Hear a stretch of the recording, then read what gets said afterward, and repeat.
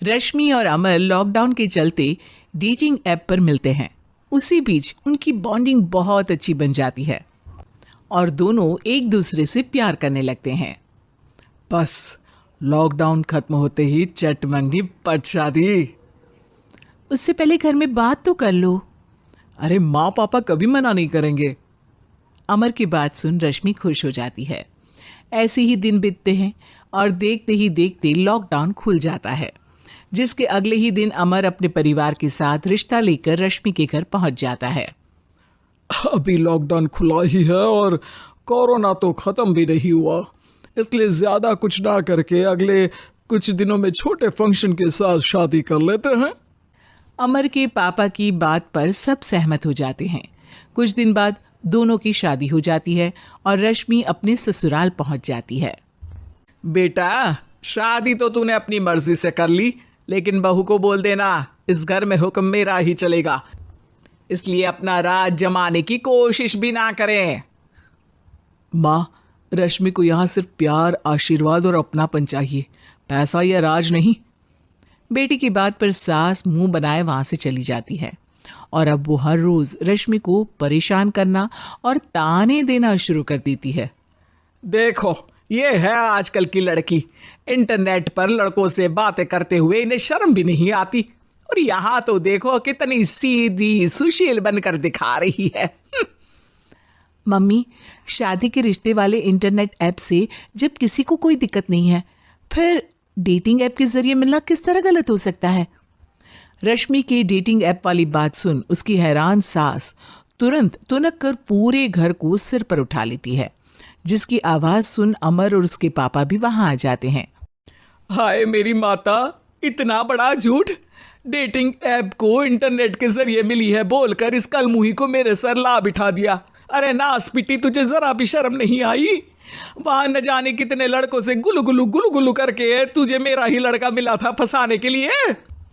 मां, मुझे तो समझ नहीं आ रहा क्या बोले जा रही हो। डेटिंग ऐप इस्तेमाल करना कोई अपराध नहीं है, और तुम रश्मि को ऐसा कैसे बोल सकती हो? मैं भी तो था उस ऐप पर। पहले उसके लिए माँ से झूठ बोला और अब लड़ाई कर रहा है। सास और अमर की बात सुनकर रश्मि हैरान खड़ी रहती है। अमर, तुमने घर में झूठ क्यों बोला? ये सब देख रही हो ना, इसी की वजह से झूठ बोलना पड़ा। एक तरफ अमर और रश्मि की ये बात चल रही होती है, वहीं दूसरी तरफ सास का नॉन स्टॉप क्लेश सबको परेशान कर देता है। सब एकदम चुप, जो हुआ सो हुआ, अब मुझे कुछ ना सुनाई दे।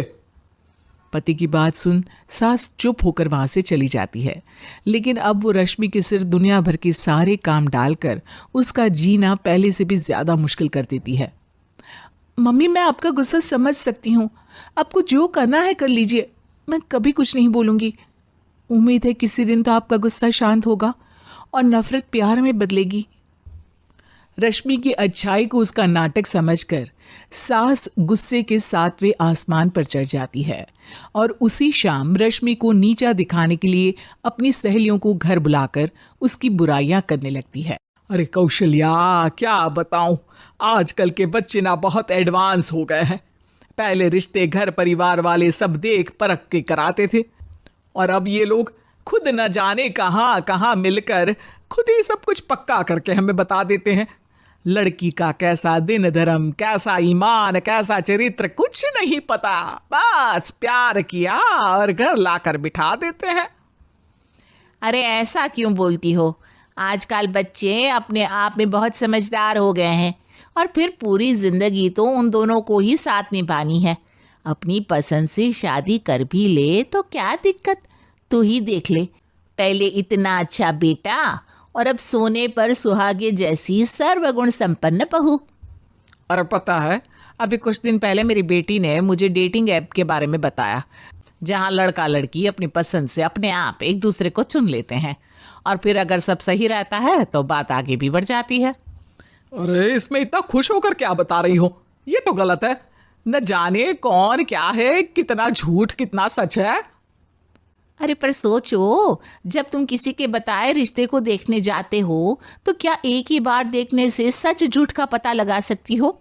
जरूरी नहीं कि बच्चों का लिया फैसला हमेशा गलत हो। अरे बहुत बार हमसे भी तो गलत फैसले होते हैं ना। अच्छे बुरे लोग तो हर जगह मिल सकते हैं, फिर इसमें सिर्फ बच्चे ही गलत कैसे? सहेलियों की बात सुन सास सोच में पड़ जाती है और इसी तरह कुछ दिन बीत जाते हैं जिसमें ना तो वो रश्मि को परेशान करती है और ना ही कोई ताना सुनाती है, जिसे देख रश्मि परेशान हो जाती है। मम्मी, आपकी तबीयत तो ठीक है ना?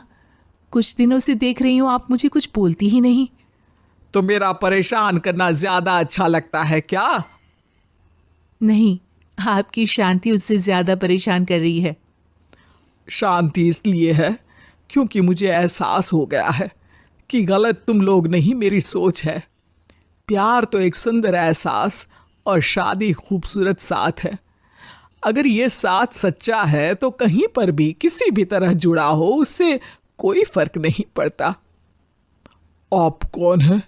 इतनी अच्छी बातें मेरी पत्नी तो नहीं बोल सकती। क्या आप भी?